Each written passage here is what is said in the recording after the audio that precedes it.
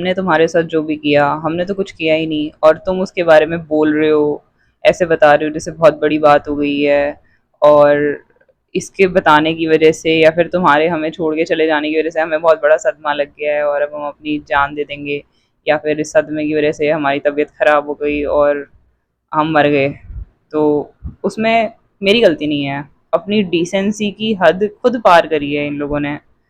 तो अब उसका जो एक नेचुरल रिएक्शन है कि मैं छोड़ के चली जाऊंगी या मैं उसके बारे में बात तो करूंगी, उसकी वजह से अगर इन्हें सदमा लगता है तो उसमें इनकी खुद की गलती है, मेरी गलती नहीं है।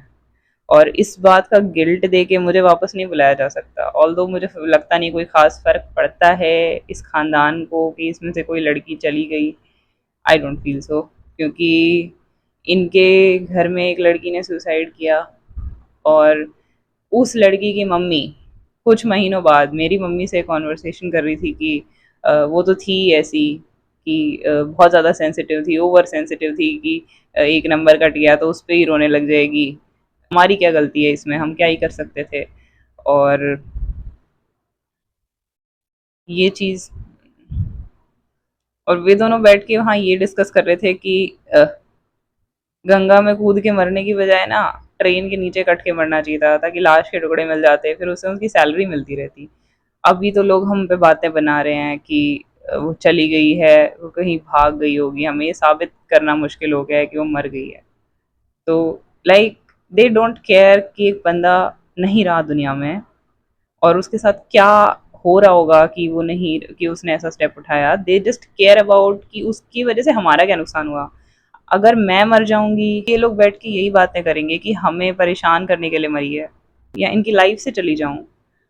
दोनों ही सूरतों में इनको ये नहीं लगता कि ये मैंने अपने लिए किया होगा।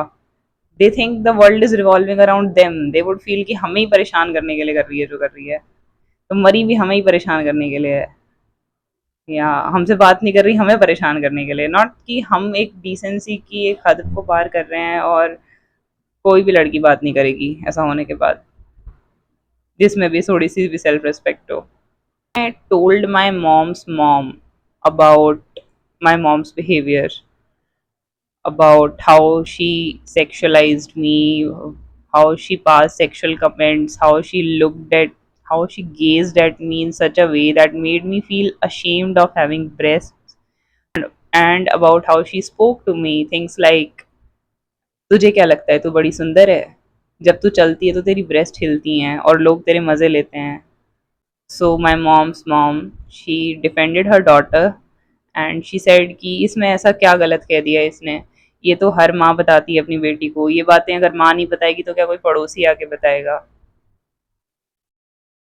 And that was the breaking point, that was my point of no return, कि अब ये खानदान से मेरा कोई लेना देना नहीं है, ये खानदान तो बिल्कुल ही गटर की पैदाइश है।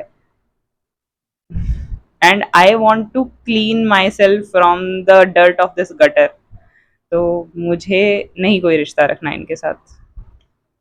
ऑल्दो ये लोग बहुत पावरफुल हैं, इनके पास बहुत पैसा है, तो ये हो सकता है मेरे को टॉर्चर करवाएं या फिर मेरे को अरेस्ट करवा लें पुलिस को रिश्वत दे के, या फिर मुझे ढूंढ के मुझे जान से मार दें। ये सब हो सकता है। हो सकता है उसके बाद मेरे को इतनी बुरी तरह टॉर्चर करा जाए कि मेरे से मैं ही अपनी किसी वीडियो में कुछ और बोल रही हूँ, एकदम अपोजिट बात। लेकिन right now I am saying the truth कि I truly regret why I chose them.